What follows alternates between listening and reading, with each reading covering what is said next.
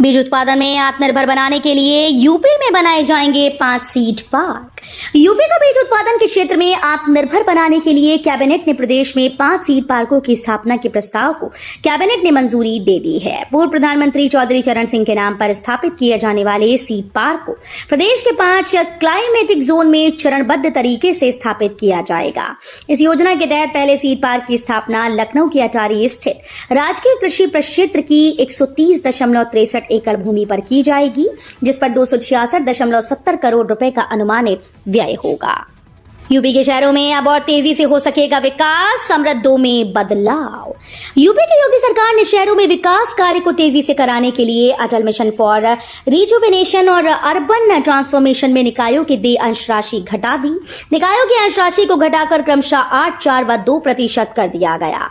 इस फैसले के चलते निकायों के पास अब विकास के लिए ज्यादा धनराशि उपलब्ध हो सकेगी। गरीबों को राहत, योगी सरकार ने पीडीएस के लिए खोला खजाना, 179.42 करोड़ की आर्थिक मदद मंजूर। उत्तर प्रदेश की योगी आदित्यनाथ सरकार ने एक बार फिर से ये साबित कर दिखाया कि वो राज्य के गरीब और जरूरतमंद नागरिकों की बेहतरी के लिए प्रतिबद्ध है। खाद्य सुरक्षा को सर्वोच्च प्राथमिकता देते हुए प्रदेश सरकार ने राष्ट्रीय खाद्य सुरक्षा अधिनियम के तहत सार्वजनिक वितरण प्रणाली को सशक्त करने के लिए 189.42 करोड़ रुपए की भारी भरकम धनराशि स्वीकृत की। अब महिलाओं के नाम पर 1 करोड़ की संपत्ति पर भी मिलेगी स्टैंप ड्यूटी में छूट। उत्तर प्रदेश की योगी आदित्यनाथ सरकार महिलाओं को न केवल सुरक्षा व्यवस्था, आर्थिक आत्मनिर्भरता की दिशा में भी मजबूती से आगे बढ़ रही है। इसी क्रम में संपत्ति संबंधी मामलों में महिलाओं को और सशक्त बनाने के लिए सरकार ने स्टैंप शुल्क में बड़ी राहत देने का प्रस्ताव तैयार किया है। ये प्रस्ताव स्टैंप और पंजीकरण विभाग के द्वारा मुख्यमंत्री योगी आदित्यनाथ के समक्ष प्रस्तुत किया गया। प्रदेश को मिलेंगे 2 नए 4 लेन हाईवे, बैजोई से सैफई और इटावा से झांसी तक होगा निर्माण। उत्तर प्रदेश में संभल जिले के बैजोई में सैफई और इटावा से झांसी तक नया 4 लेन हाईवे बनेगा। उत्तर दक्षिण हाईवे कॉरिडोर के तहत कुल 552 किलोमीटर लंबी ग्रीन फील्ड परियोजनाएं प्रस्तावित की गई। शीघ्र इनकी विस्तृत प्रोजेक्ट रिपोर्ट तैयार होगी। योगी सरकार ने प्रदेश के उत्तरी और दक्षिणी हिस्सों के बीच बेहतर कनेक्टिविटी की योजना तैयार की है। नायरेट गोरखपुर से बीटेक कैंपटेक करने का मौका, एडमिशन प्रोसेस शुरू, डीडीयू में भी कर सकते हैं apply.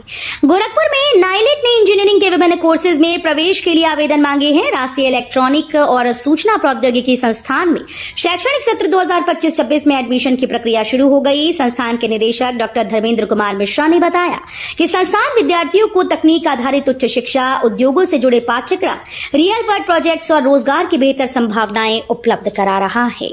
Sleeping pod, rail coach, restaurant के बाद अब एग्जीक्यूटिव लाउंज भी हुआ बंद। Sleeping pod, rail coach, restaurant के बाद अब प्रयागराज जंक्शन स्थित एग्जीक्यूटिव लाउंज पर भी ताला लगा दिया गया। बताया जा रहा है कि एग्जीक्यूटिव लाउंज के संचालक को लगातार घाटा लग रहा था। रेलवे को दिए जाने वाले किराए के मुकाबले उसकी लागत नहीं निकल पा रही थी। इस वजह से संबंधित संचालक द्वारा एग्जीक्यूटिव लाउंज बंद कर दिया गया। अब किसी भी जमीन की रजिस्ट्री से पहले होगा ये काम। यूपी की योगी सरकार जमीनों के फर्जी पैनामे को रोकने के लिए रजिस्ट्री से पहले सत्यापन कराकर ये पता लगाएगी कि धोखाधड़ी को नहीं हो रही है। भविष्य में आधार और पैन कार्ड को भी रजिस्ट्री के समय लिंक कराने की योजना है। राजस्व विभाग के सहयोग से रजिस्ट्री के तुरंत बाद खतौनी में नाम दर्ज कराने पर भी विचार किया जा रहा है। इसके लिए कमेटी बना दी गई। अन्य राज्यों के मॉडल का अध्ययन कर रिपोर्ट तैयार करते हुए विभागीय मंत्री को सौंपेंगी। यूपी में राशन वितरण के लिए योगी सरकार ने खोला खजाना, 179 करोड़ की धनराशि स्वीकृत। योगी आदित्यनाथ सरकार ने गरीबों की थाली तक राशन पहुंचाने के लिए खजाना खोल दिया। योगी सरकार ने राष्ट्रीय खाद्य सुरक्षा अधिनियम के अंतर्गत उचित दर वितरण प्रणाली को मजबूत करने के लिए 179.42 करोड़ रुपए की बड़ी धनराशि स्वीकृत की। यह धनराशि उठाई धराई और अंतर्राज्यीय संचालन से लेकर उपभोक्ताओं तक राशन सामग्री के सुचारू वितरण के लिए स्वीकृत की गई है। कुरान ने उचित कारण से बहुविवाह की अनुमति दी। इलाहाबाद हाईकोर्ट ने एक आदेश में कहा कि इस्लाम कुछ परिस्थितियों और कुछ शर्तों के साथ एक से अधिक शादी की अनुमति देता है, लेकिन इस अनुमति का व्यापक रूप से दुरुपयोग किया जाता है। कोर्ट ने इस बात पर जोर दिया कि प्रारंभिक इस्लामी काल में विधवाओं और अनाथों को युद्ध के दौरान सुरक्षा प्रदान करने के लिए कुरान के तहत बहुविवाह की सशर्त अनुमति दी गई थी। अब उस प्रावधान का दुरुपयोग पुरुषों द्वारा स्वार्थी उद्देश्यों के लिए किया जा रहा है। बांके बिहारी मंदिर की धनराशि को कॉरिडोर बनाने पर खर्च कर सकेगी यूपी सरकार। उत्तर प्रदेश सरकार वृंदावन के बांके बिहारी मंदिर की धनराशि का उपयोग कॉरिडोर विकास के लिए कर पाएगी। सुप्रीम कोर्ट ने सरकार को अनुमति देते हुए कहा कि वो इस धनराशि से कॉरिडोर के लिए मंदिर के आसपास 5 एकड़ भूमि खरीद सकती है। शीर्ष अदालत ने आदेश दिया कि जिस भूमि का अधिग्रहण किया जाएगा उसका मंदिर के देवता के नाम पर पंजीकरण कराना होगा। नोएडा के इस इलाके में चला बुलडोजर, अवैध कॉलोनी ध्वस्त।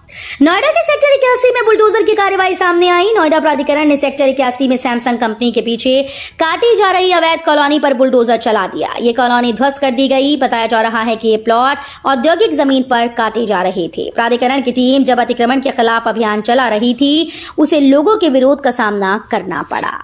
लखनऊ में चारबाग स्टेशन के अपग्रेडेशन का काम शुरू। 56 दिनों तक बाधित रहेंगी कई ट्रेन।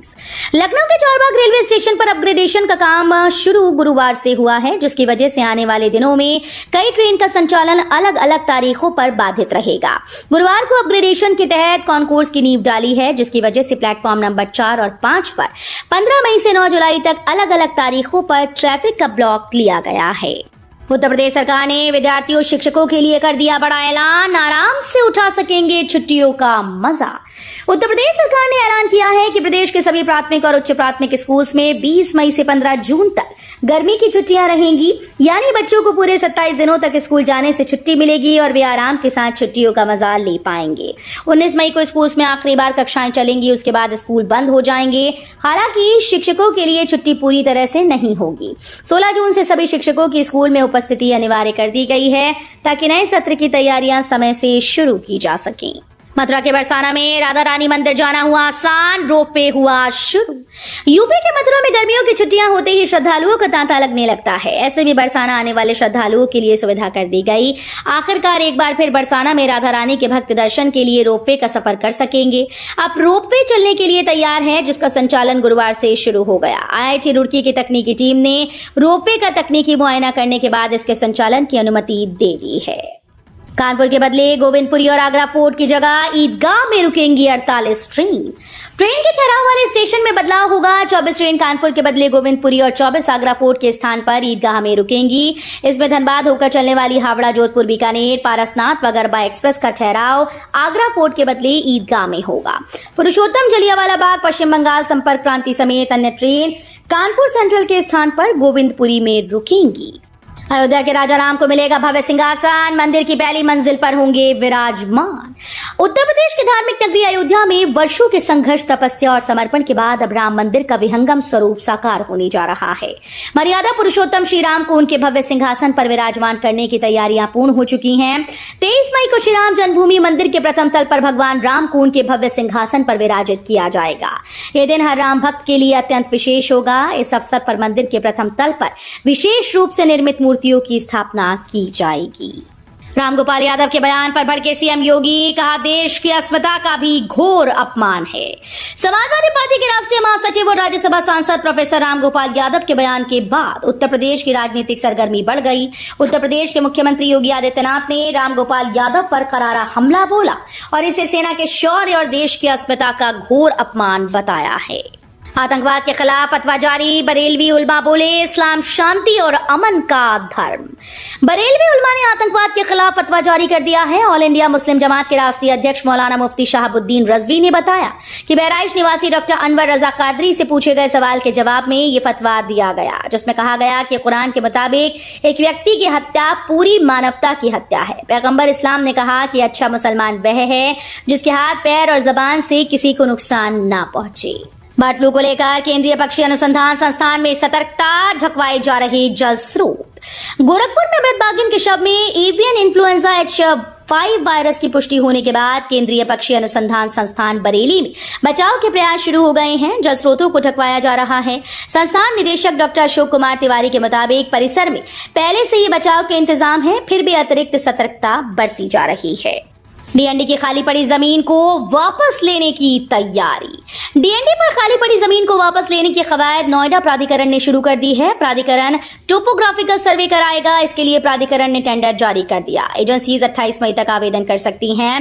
पहले उच्च न्यायालय और फिर सुप्रीम कोर्ट के आदेश के बाद से डीएनडी टोल फ्री चल रहा है। लाइन में सेमीकंडक्टर कंपनीज, नोएडा जेवर की बल्ले बल्ले। गौतम बुद्ध नगर को देश में सेमीकंडक्टर का प्रमुख केंद्र बनाने की दिशा में ठोस पहल की गई। नोएडा में सेमीकंडक्टर डिजाइन केंद्र की शुरुआत करने के बाद केंद्र सरकार ने यमुना प्राधिकरण क्षेत्र जेवर में इसका प्लांट लगाने को मंजूरी दी। जेवर में 4 और कंपनीज इकाई लगाने के लिए तैयार हैं। नोएडा एयरपोर्ट के पास उत्तर प्रदेश का पहला सेमीकंडक्टर पार्क विकसित किया जा रहा है। ऑपरेशन सिंदूर के बीच गुड न्यूज, दुनिया को हथियार बेचने में भारत ने लगाई बड़ी छलांग। पाकिस्तान के खिलाफ ऑपरेशन सिंदूर के बीच डिफेंस के मोर्चे पर भारत के लिए गुड न्यूज है। देश ने विदेश में हथियार बेचने के मामले में बड़ी छलांग लगाई। भारत पाकिस्तान तनाव के बीच भारत के रक्षा निर्यात पर ध्यान केंद्रित किया जा रहा है। आत्मनिर्भर भारत के लिए किए जा रहे प्रयासों के बीच भारत का रक्षा निर्यात पिछले वित्त वर्ष 2024-25 में 23,622 करोड़ रुपए के रिकॉर्ड उच्च स्तर पर पहुंच गया। पिछले वित्त वर्ष के 21,083 करोड़ रुपए के आंकड़े की तुलना में ये 2,539 करोड़ रुपए की वृद्धि दर्शाता है, जो 12.04% की वृद्धि के बराबर है। पंचायत भवन अब ग्राम सचिवालय कहलाएंगी। मुख्यमंत्री योगी आदित्यनाथ ने गुरुवार को सुबह सपा प्रमुख और कैबिनेट मंत्री ओपी राजभर के पंचायती राज विभाग की समीक्षा की। बैठक में ग्राम पंचायतों को आत्मनिर्भर और तकनीकी रूप से सक्षम बनाने के लिए राज्य सरकार के द्वारा किए जा रहे प्रयासों की सराहना करते हुए उन्हें और अधिक प्रभावी बनाने के निर्देश दिए। उन्होंने कहा कि ग्राम सचिवालय की अवधारणा को नीति आयोग ने एक मॉडल के रूप में स्वीकार किया है। उत्तर प्रदेश की योगी सरकार का बड़ा फैसला, ये काम करने पर मिलेगी 5 करोड़ तक की सब्सिडी। उत्तर प्रदेश सरकार की योगी सरकार ने डेयरी उद्योग को बढ़ावा देने और ग्रामीण क्षेत्रों में रोजगार के अवसर सृजित करने के उद्देश्य से उत्तर प्रदेश दुग्धशाला विकास और दुग्ध उत्पादन प्रोत्साहन नीति 2022 में महत्वपूर्ण संशोधन करते हुए बड़ा कदम उठाया। हाल ही में हुई कैबिनेट बैठक में इस नीति को खाद्य प्रसंस्करण उद्योग नीति 2023 के बराबर सुविधाएं देने का निर्णय लिया गया है। अब प्रदेश में दुग्धशाला की स्थापना पर कुल लागत का 35% अनुदान अधिकतम 5 करोड़ रुपए तक सरकार के द्वारा दिया जाएगा।